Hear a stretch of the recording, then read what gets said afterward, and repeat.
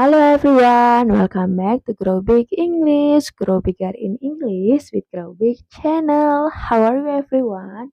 Hopefully you are good and healthy. Semoga semua dalam keadaan sehat dan baik-baik saja.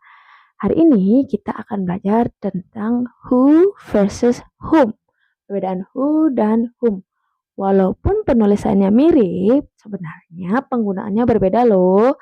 So let's learn about it today.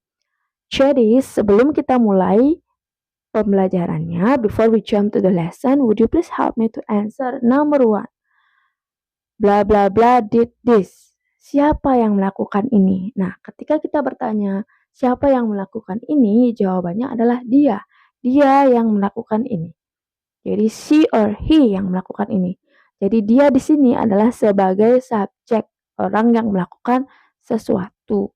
Nah, ketika kita bicara tentang orang yang melakukan sesuatu, dia akan berubah menjadi subject noun, subject pronoun ya. Jadi dia he, bukan him. Jadi he did this, not him did this. Jadi him sini adalah objek. Orang ketiga. Jadi jawabannya adalah who. Kenapa who? Why who? Because who replace subject pronoun. Jadi who itu menggantikan subjek he, she, dan it. Nah, jadi orang yang melakukan sesuatu, ya. Kemudian sebagai subjek dalam sebuah kalimat. Sedangkan whom itu pengganti his, her, dan it. Apa sih perbedaannya subjek dan objek? Jadi ini adalah subjek pronoun dan ini adalah objeknya. Jadi contohnya adalah she is my sister. Dia adalah kakak saya. Ya. She does many things in the morning. Dia melakukan banyak hal setiap pagi. Ya. Jadi she di sini adalah seseorang yang melakukan sesuatu atau orang pertama dalam kalimat tersebut. Nah, ketika dia objek, as an object, misalnya kita bisa bilang I go to school with her. Aku pergi ke sekolah bersama dengan dia. Nah, dia di sini adalah objek. So we can say as her. Ya.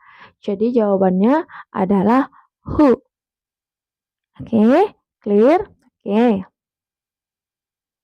Nomor 2. Did you meet yesterday?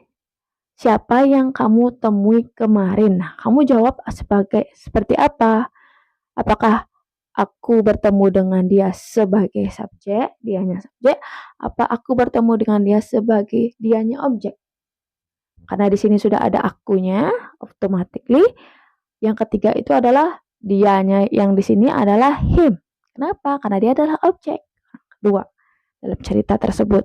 Jadi jawabannya adalah who atau whom ketika dia sebagai objek. Jawaban dia laki-lakinya. Oke, correct. Dia laki-laki atau dia, jawabannya adalah dianya sebagai objek, kita menggunakan whom.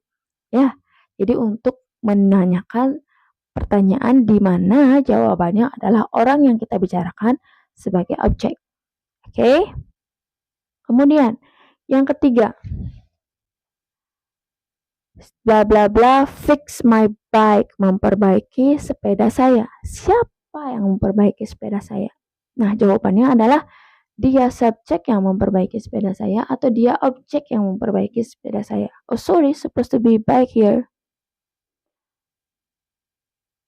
Jawabannya adalah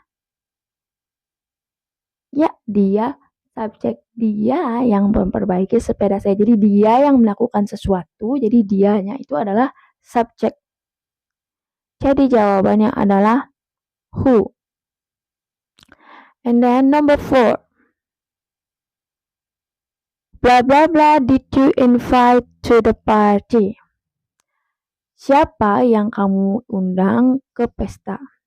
Nah, kalau kalian menjawab siapa yang kamu undang ke pesta, jawabannya adalah saya mengundang dia. Jadi sudah ada saya sebagai subjek, jadi dianya adalah sebagai objek. Ketika dia laki-laki sebagai objek, jawabannya adalah him. Ya, Jadi dianya adalah him, jadi kita pakai who atau whom? Yes, correct. We use whom, ya. Whom. Okay. Number 5. Should I talk to? Aku harus bicara dengan siapa? Siapa yang seharusnya aku bicara dengan? Jadi siapa yang bisa aku ajak bicara seperti itu. Bla bla bla should I talk to? Siapa yang bisa aku ajak bicara? Apakah kita jawab I talk to he? I talk to him. Him di sini atau dia di sini adalah sebagai objek karena sudah ada akunya juga. Jadi aku bisa bicara dengan dia. Jadi jawabannya adalah ya, whom. Nah, coba untuk nomor 6 kalian jawab sendiri ya. Bla bla bla, do you like? Ya. Apakah who atau whom? Ya. Jadi, tulis jawabannya di kolom komentar.